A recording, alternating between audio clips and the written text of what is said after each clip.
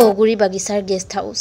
ইমান সময়ে প্ৰবালৰ মৃত্যুৰ বিষয়ে সকলো অজ্ঞাত আৰু তাৰ পৰিৱৰ্তে প্ৰত্যেকজনেই টোপনিত লালকাল। তেনেতে হঠাৎ কোঠাটোৰ বেৰখনৰ কাষতে কোনো মহিলাৰ কৰুণ কান্দোন শুনি হিৰণ্যই সাৰ পাই উঠিল। হিৰণ্যই পলম নকৰি লগে লগে এই বিষয়ে কাষৰ বিচনাত শুই থকা প্ৰকাশক মাত দিলে। কিন্তু প্ৰকাশৰ পৰা কোনো ধৰণৰ বিশেষ সঁহাৰি নাপালে। বহু দূৰৰ যাত্ৰাৰ বাবে হোৱা ভাগৰৰ বাবে প্ৰকাশে কেৱল মাত এষাৰ দি পুনৰ শিকাতি হৈ শুই পৰিল। ইমান পৰে মহিলাগৰাকীৰ কান্দোন কিছু পৰিমাণে ডাঙৰ হৈ আহিল আৰু হিৰণ্যই অনুমান কৰিলে যে কান্দি থকা মহিলাগৰাকীয়ে লাহে লাহে গেষ্ট হাউচটোৰ মূল দুৱাৰৰ দিশে গতি কৰিছে। হিৰণ্যৰ ধৈৰ্য হেৰাল। তেওঁ মনতে ভাবিলে, কোন এইগৰাকী মহিলা? কি বা বিপদত পৰিছে তাই? চোৰ হ'লেতো কান্দি কান্দি এনেকৈ কেতিয়াও নাহে। নাই, মই যাবই লাগিব তাইক সহায় কৰিবলৈ। গাত এৰী চাদৰ এখন মেৰিয়াই লৈ হিৰণ্যই গেষ্ট হাউচটোৰ মূল দুৱাৰখন খুলি চোতালৰ দিশে আগুৱাই গ'ল। কিছু দূৰ গৈয়ে হিৰণ্যই দেখা পালে অতি সুন্দৰ শ্ৰোণীদেহৰ এগৰাকী অচিনাকি বোৱাৰীয়ে বাৰান্দাত বহি হুকহুকাই কান্দি আছে। তাইৰ কান্দোন শুনি হিৰণ্যৰ অন্তৰ গলি গ'ল। তেওঁ স্বয়ংক্ৰিয়ভাৱে অচিনাকি বোৱাৰীজনীৰ কাষলৈ গৈ মাত লগালে, কোন তুমি? এই ৰাতিখন ইয়াত কি কৰি আছা? আৰু এনেকৈ কান্দিছা কিয়? হিৰণ্যৰ মাত শুনি অলপমান সকাহ পাই বোৱাৰীজনীয়ে ওপৰলৈ মূৰ তুলি চাই হিৰণ্যক উদ্দেশ্যি ক'লে, বাবু, মোৰ নাম গুণৱন্তী। মোৰ ঘৰ হ'ল লেবাৰ লাইনত। ওচৰৰ ল'ৰা এটাৰ লগত মোৰ মতাই মোক সন্দেহ কৰে। আজি আমাৰ কাজিয়া অলপ বেছি ডাঙৰ হ'ল আৰু সি মোক কাটিবলৈ খেদি আহিল। মই যেনে তেনে এইফালে দৌৰি আহিছোঁ বাবু। মোক বচাওক, মোৰ সৰু ল'ৰা এটাও আছে। তাক মই ঘৰতে থৈ আহিছোঁ। মোৰ মতাক যেনে তেনে বুজাই মোক এতিয়া ঘৰত থৈ আহক বাবু। মই আপোনাৰ ভৰিত ধৰিছোঁ। কথাখিনি কৈয়ে গুণৱন্তী হিৰণ্যৰ ভৰিত দীঘল দি পৰিল। তাইৰ হাতৰ পৰশ ভৰিত পৰাৰ লগে লগে হিৰণ্যই এক আচৰিত শিহৰণ অনুভৱ কৰিলে। অতিকৈ চেঁচা হৈ আছিল তাইৰ হাত দুখন। হিৰণ্যই মনতে ভাবিলে, এই কুঁৱলীখনত ৰাতিখন পলাই ফুৰোঁতে বেচেৰীৰ হাত চেঁচা হৈ গৈছে। যিয়েই নহওক, আৰু পলম নকৰি মই তাইক ঘৰত থৈ অহাই ভাল হ'ব। হিৰণ্যই গুণৱন্তীক বুজনি দি ক'লে, একো নহয় ভনী, মই আছোঁ নহয়, চিন্তা নকৰিবা। মই তোমাক তোমাৰ ঘৰত থৈ আহিমগৈ এতিয়া। ব'লা যাওঁ আমি। পলম হ'ব বুলি হিৰণ্যই গেষ্ট হাউচত উপস্থিত কাকো এই বিষয়ে অৱগত নকৰোৱাকৈ গুণৱন্তীৰ লগত লেবাৰ লাইনৰ ফালে আগবাঢ়িল। এটা সময়ত দুয়ো গৈ লেবাৰ লাইন সোমোৱা আগতেই পোৱা ঔটেঙা গছজোপাৰ কাষত থকা উইচিলাটোৰ ওচৰত উপস্থিত হোৱাৰ লগে লগে মৰা আঁউসীৰ ৰাতিৰ আন্ধাৰৰ মাজত গুণৱন্তী অদৃশ্য হৈ পৰিল। প্ৰথমবাৰৰ বাবে অজান আতংকই হিৰণ্যক ঘেৰি ধৰিলে। তেওঁ অনুভৱ কৰিলে, তেওঁৰ মগজুটোৱে যেন ক্ৰমাৎ চিন্তা শক্তি হেৰুৱাই পেলাব লৈছে। তথাপি বুকুত বহুত সাহস গোটাই তেওঁ ইফালে সিফালে গুণৱন্তীক বিচাৰিবলৈ ধৰিলে। সময়ৰ লগে লগে সেই স্থান ক্ৰমাৎ বেছি জয়াল হোৱাৰ লগতে ভয়ানক হৈ পৰিল। ৰিবৰিবিকৈ গাত লাগি থকা চেঁচা বতাহজাকৰ মাজতে হিৰণ্যই অনুভৱ কৰিলে তেওঁৰ গলধনত লগা অলপমান গৰম বতাহ। যেন কোনোবাই আন্ধাৰৰ মাজতে তেওঁৰ ঠিক পিছফালে ৰৈ তেওঁৰ গলধনত নিজৰ উশাহ এৰি দিছে। উপায়ন্তৰ হৈ মোবাইলৰ পোহৰটোৰ সহায়ত চাওঁ নাচাওঁকৈ তেওঁ পিছলৈ ঘূৰি চালে। তেওঁ দেখা পালে গুণৱন্তীয়ে শূন্য দূৰত্বৰ পৰা টেলেকা চাৱনিৰে মৌন হৈ তেওঁলৈ চাই আছে। চকুৰ সন্মুখতে এনে দৃশ্য দেখি হিৰণ্য আতংকত কঁপি উঠিল। চিঞৰিবলৈ আপ্ৰাণ চেষ্টা কৰিও তেওঁ চিঞৰিব নোৱাৰিলে। সময়ৰ লগে লগে তেওঁৰ সন্মুখত থকা সুন্দৰী মহিলাগৰাকীৰ মুখখন অৰ্ধগলিত মঙহৰ দুৰ্গোন্ধময় মুখলৈ ৰূপান্তৰ হয়। লাহে ধীৰে তেওঁ পিছুৱাই আহি তেওঁৰ পিছফালে থকা উইচিলাটোত পিঠিখন দি ৰৈ গ'ল আৰু কুৎসিত মুখৰ গুণৱন্তী লাহে লাহে তেওঁৰ কাষলৈ আগুৱাই আহিল। হিৰণ্যৰ বুজিবলৈ বাকী নাথাকিল যে তেওঁৰ জীৱনৰ শেষ ৰাতি এইটোৱেই। তেনেতে চকুৰ পচাৰতে গুণৱন্তীৰ সেই বিকৃত ৰূপটোৱে আহি হিৰণ্যক সাৱটি ধৰিলে। তেওঁ গুণৱন্তীৰ বাহুবন্ধনৰ পৰা মুক্ত হ'বলৈ চেষ্টা কৰিও বিফল হ'ল। অৱশেষত গুণৱন্তীৰ ৰূপত অহা প্ৰেতাত্মাই হিৰণ্যৰ গাত থিতাপি ল'লে, যাৰ ফলত বৰ্তমান হিৰণ্যৰ মন মগজু সকলো প্ৰেতাত্মাৰ অধীনত। লাহেকৈ হিৰণ্যই উইচিলাটোৰ পৰা আঁতৰি অলপ দূৰলৈ আহিল আৰু চকুহাল ডাঙৰ কৰি অতি বিকট হাঁহি এটা মাৰি নিজৰ গাত পিন্ধি যোৱা এৰী চাদৰখন আঁতৰাই নিজৰেই ডিঙিত গাঁঠি লগাই ঔটেঙা গছডালৰে এটা ডালত চিপ লৈ মৃত্যুক সাৱটি ল'লে। ৩ বাজিছে।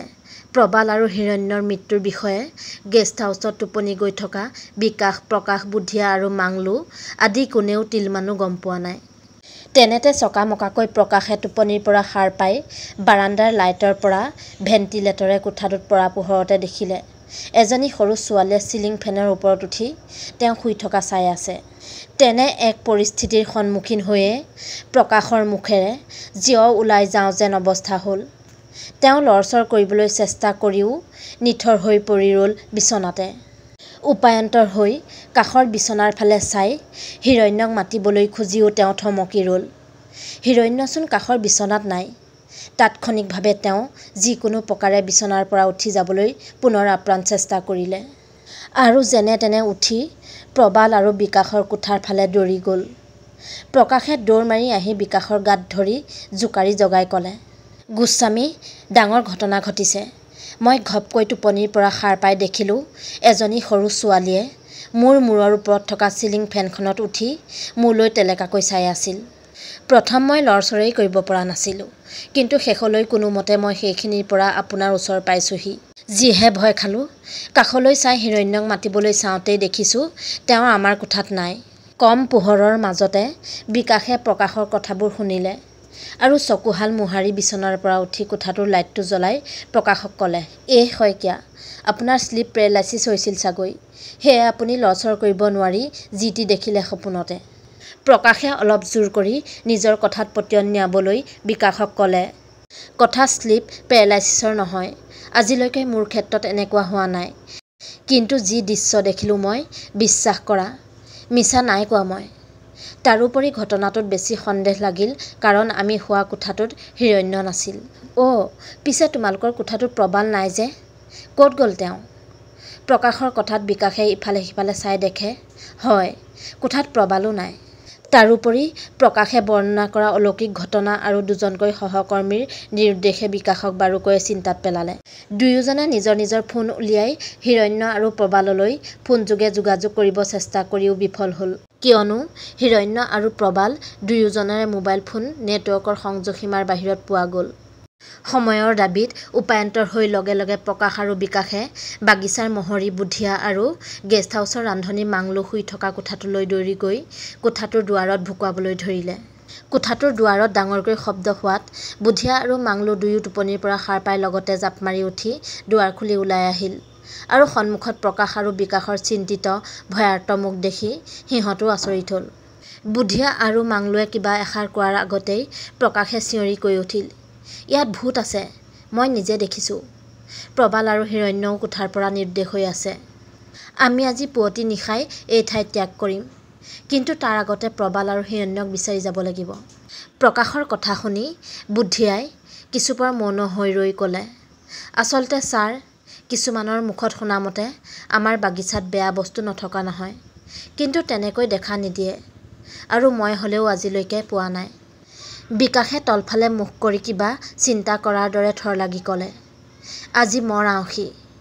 পুৱতি নিশা হ'লেও সময়ৰ দাবীত কোঠাত অনুপস্থিত দুই সহকৰ্মীক বিচাৰি প্ৰকাশ বিকাশৰ লগতে বুধিয়া আৰু মাংলুও বাহিৰলৈ ওলাই গ'ল।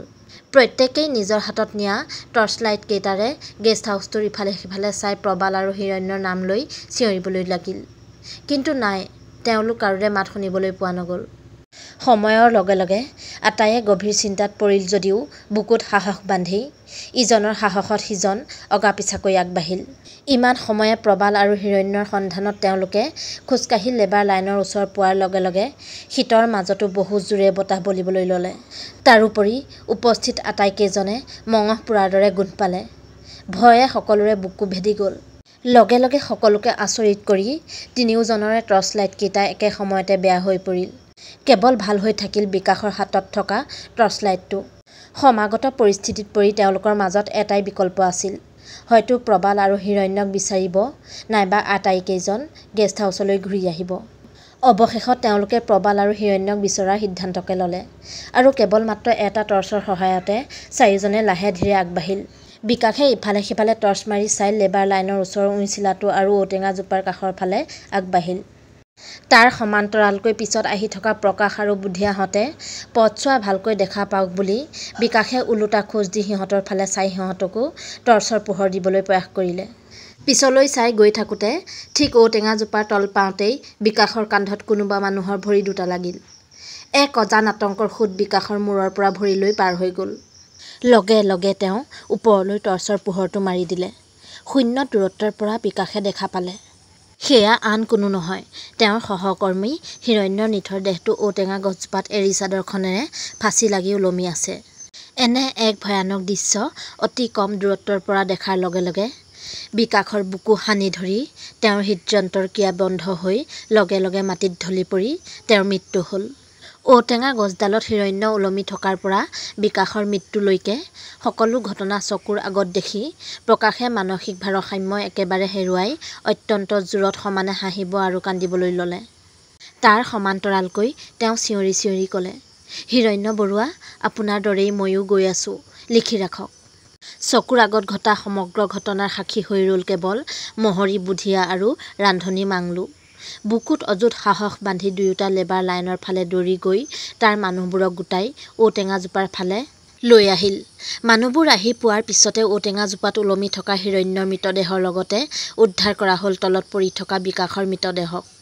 তাৰোপৰি উদ্ধাৰ কৰা হ'ল দুটাকৈ মৃতদেহৰ লগত অতি উচ্চ হাস্য কৰি হাঁহি হাঁহি কথা পাতি থকা মানসিক ৰোগী প্ৰকাশক। সেই স্থানত উপস্থিত সকলোৰে বুজিব বাকী নাথাকিল যে এয়া কোনো প্ৰেতাত্মাৰে কাম আছিল।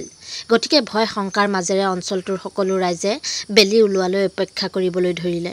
সময়ৰ লগে লগে বেলি উদয় হ'ল। আগদিনা সন্ধিয়া নদীত জাল পাতি অহা ল'ৰা কেইটামানে জাল চাবলৈ গৈ দেখে নদীৰ পানীত এজন অচিনাকি যুৱকৰ মৃতদেহ উপঙি আছে। লগে লগে সিহঁতে আহি বাগিচাৰ লেবাৰ লাইনত খবৰ দিয়াত ততাতৈয়াকে বুধিয়া মাংলু সহিতে আধা মানুহ নদীৰ ফালে আগবাঢ়িল। নদীৰ ওচৰ পাই বুধিয়াৰ চকু কঁপালত উঠিল। উপঙি থকা মৃতদেহটো আছিল বিজ্ঞানী প্ৰবালৰ। সকলো ঘটনাৰ সাক্ষী হৈ ৰ'ল ঔগুৰি বাগিচাৰ গাঁওবাসীৰ লগতে বুধিয়া আৰু মাংলু। অৱশেষত বৰ দেৰি নকৰি সেই স্থানৰ সকলো ৰাইজে প্ৰেতাত্মাৰ পৰা নিজৰ ভৱিষ্যত সুৰক্ষা কৰাৰ বাবে দূৰৰ তান্ত্ৰিক এজনৰ হতুৱাই বাগিচাৰ পৰা বিজ্ঞানীৰ দলটোক হত্যা কৰা তিনিটাকৈ প্ৰেতাত্মাক বশ কৰি বাগিচাৰ কাষৰ নৈৰ পাৰৰ ইউক্লিপ্টাছ গছ এজোপাত সিহঁতক বান্ধি থলে। কিন্তু সময় কাৰো অধীন নহয়। সময় বাগৰিল, শীত জাবৰ হ'ল, ফাগুন সোমাল। ফাগুনৰ পছোৱাত প্ৰেতাত্মা বান্ধি থোৱা সেই গছজোপা উভালি পৰিল। বৰ্তমান সকলো প্ৰেতাত্মা মুক্ত। আজিও সিহঁতে মুক্ত মনে বিচৰণ কৰি ফুৰিছে কুখ্যাত ঔগুৰি চাহ বাগিচাত। মাথো অপেক্ষা কৰিছে কোনোবা নিৰীহ মানুহৰ অকাল মৃত্যুলৈ।